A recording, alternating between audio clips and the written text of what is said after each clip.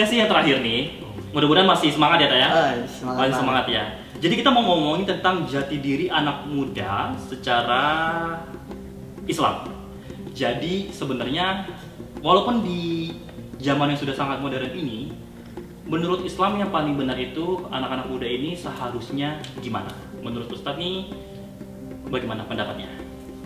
Kalau untuk pendapat saya, namanya akhir zaman, namanya pemuda akhir zaman. Yang sebagaimana teknologi semuanya kan sangat canggih. Sangat canggih. Bahkan nanti ada tuh salah satu artis yang pengen membuat mobil terbang. Oh, Betul loh, ada loh. Nah, namanya disensor aja ya? disensor aja. Pokoknya tahu lah. Iya, yang itu pokoknya. Yang itu pokoknya. Si A.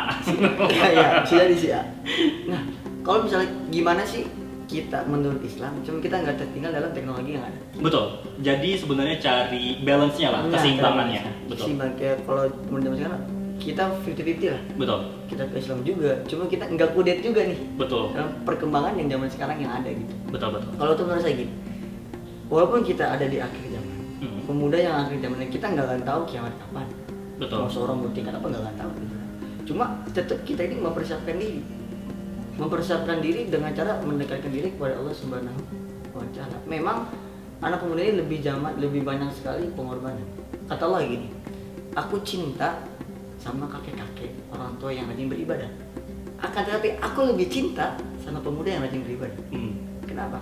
Kalau kakek-kakek biasa, dia udah nikah, dia udah punya ini, buat apa lagi? Karena udah waktunya juga. Udah waktunya. Betul. Kalau pemuda, dia harus korbanin, dia punya temen yang masih di zona nyaman, dia harus korbanin waktu muda dia, dia harus ngorbanin segala macam dia. Karena apa? Allah lebih cinta sama pemuda yang rajin beribadah. Karena itu yang luar biasa seperti itu. Itu luar biasa. Itu yang memang benar-benar seharusnya pemuda itu dekatkan diri kepada Allah. Karena gini, kalau kita udah merasakan kenyamanan, kenikmatan ketika kita dekat sama Sang Rob, Allah Subhanahu wa Ta'ala, maka dunia akan terlihat kecil. Betul. Pasti. Akan tetapi Islam jangan terlalu kaku. Ada orang nih banyak juga ya bicara luar, kiai segala macam, banyak yang mengatakan bahwasanya Islam itu kaku. Rasul tuh begini. Kata siapa? Iya. Rasul tuh pernah waktu saat dia sama Bunda Aisyah. Iya. Dia kalau bahasa kita di sekarang ini kayak ke pameran.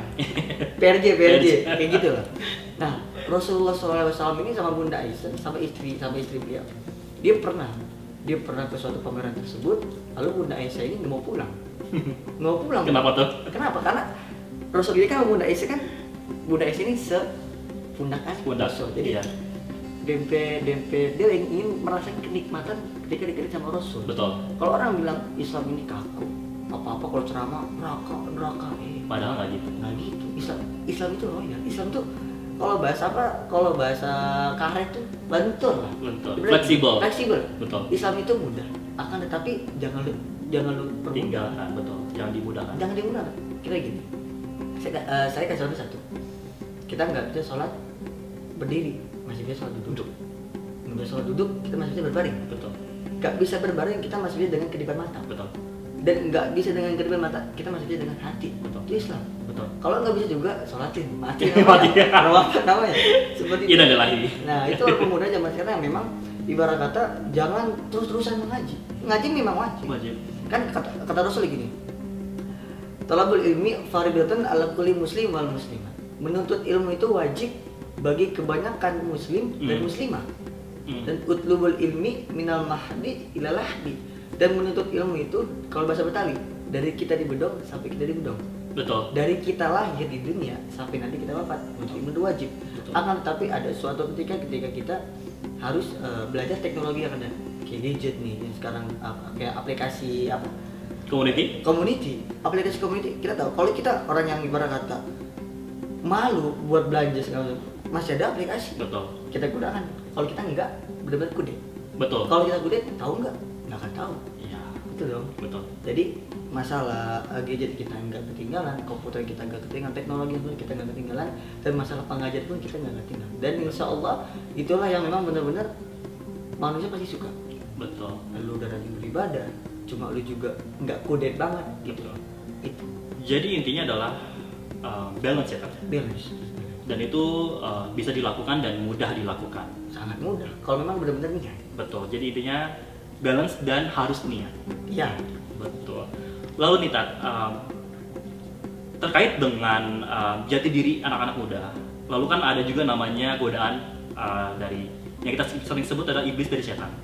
Nah, yang paling sering adalah gangguan itu apakah memang sejatinya dari si iblis dan setan itu atau memang dari si orang itu sendiri gitu. Apakah memang itu pure dari iblis dan setannya, kita bisa iblis sama setan gitu. Padahal dari dia sendiri males gitu. Nah, itu gimana nih menurut Ustaz? Rasul pernah mengatakan bahwasannya iblis itu, setan itu lemah. Betul. Betul dong. Tapi kenapa kita sering tergoda? Bukan setannya jadi kuat, cuma kitanya lebih lemah daripada setan. Betul, kitanya aja males. Kitanya aja males. Jadi nggak pure dari iblis, setan semua, dan nggak pure dari kita semua. Karena kita ini mau nggak mau, bisa nggak bisa, kita memang berhidup, kita hidup itu berdampingan. Betul. Positif, ada negatif. Dengan sebagaimana cara kita buat, Islam ini Allah mempaksakan. Kalau kata orang Sunda gitu, harus dipaksain. Gue malas sholat, paksain. Ini kita bisa karena kita terbiasa. Betul. Kita nggak bisa karena kita belum biasa. Betul. Tuh, jadi kalau kita digoda, memang setan digoda jebret aja. Kita kegoda, itu nggak pilih dari setan, dari kita juga. Coba kalau kita lawan dengan setan tersebut, setan ini kalah. Pasti kalah. Kalau kita lawan, kalau kita turutin aja, wah, dia malah makin tawa. Betul. Wah, emang enak lu, gue goda malah lu kena gitu kan. Betul. Seperti itu. Dan kalau misalkan kita paksakan adalah sesuatu yang kita paksakan itu adalah untuk sesuatu yang kebaikan. Dan itu bisa juga membuat Allah tuh cinta sama kita karena kita paksakan untuk beribadah kepada Allah gitu. Nah, menyambung untuk poin yang itu, apa sih ini buktinya kalau misalkan Allah itu sayang sama kita? Kalau untuk masalah bukti ya, Allah sayang sama kita itu sampai kita 2 hari gitu, kita nggak sanggup untuk membicarakan soal Allah. Betul. Buktinya gitu. Karena kita gini aja, kita nggak akan tahu 1 jam ke depan ini waktu milik siapa. Betul. Dan Allah ini gini, cintanya Allah kepada kita, ketika kita berbuat baik, kita berbuat baik nih, haruslah berbuat baik sama saya misal. Saya mau ngasih Ustaz Raka hadiah, ya kan? Walaupun Aruslan belum mengasih saya hadiah, itu udah dicatat amal kebaikan Aruslan oleh Subhanahu wa Ta'ala. Baru niatnya aja. Baru niat. Dan kebalikan, akan tetapi kalau Aruslan niat jahat kepada saya, ini Ustaz Raka nih pulang nih, habis dicatat juga? Oh enggak, sebelum melakukannya. Baru sebelum melakukan. Masya Allah. Dan kita punya dosa seluas lautan. Allah punya ampunan 2 lautan tersebut. Dosa kita sebanyak 1 langit misalnya. Allah punya ampunan 2 langit. Jadi berkali-kali lipat Allah punya ampunan. Itulah rasa sayang Allah kepada kita. Karena yang paling sangat kita susah itu ketika kita sedang bermasalah sama manusia. Hablum minannas. Kalau kita hablum minallah, kita bermasalah kepada Allah, kita tinggal doa. Kita tinggal taubat dan nasuha, itu insya Allah diterima. Cuma kalau sama manusia, kita harus samperin ke manusia dulu, maafin gue, maafin gue. Kalau nggak maafin, ayo kita nggak ada nanti di akhirat nanti. Dan bukti-buktinya kita cinta sama Allah seperti sekarang, haruslah bisa menjadi orang hebat seperti ini karena orang tua salah satunya, karena Allah Subhanahu wa Ta'ala, dan semuanya kita bisa sukses segala macam dengan cara ya kita mau nggak mau ya kita harus, kalau memang itu dari Allah, kita bisa sehat seperti ini, kita bisa menjadi orang hebat itu karena Allah Subhanahu wa Ta'ala. Jadi sayangnya Allah itu adalah dimulai dari hal-hal kecil yang bahkan kita nggak sadar memang gitu. Masih kita bisa sehat, masih bisa bernafas, masih pulang dengan selamat. Itu bentuk sayangnya Allah ya. Pasti, karena daun yang berjatuhan itu detiknya udah ditentuin sama Allah Subhanahu wa Ta'ala. Betul. Luar biasa. Jadi kita nggak pernah boleh meragukan cintanya Allah ke kita. Kalau manusia boleh.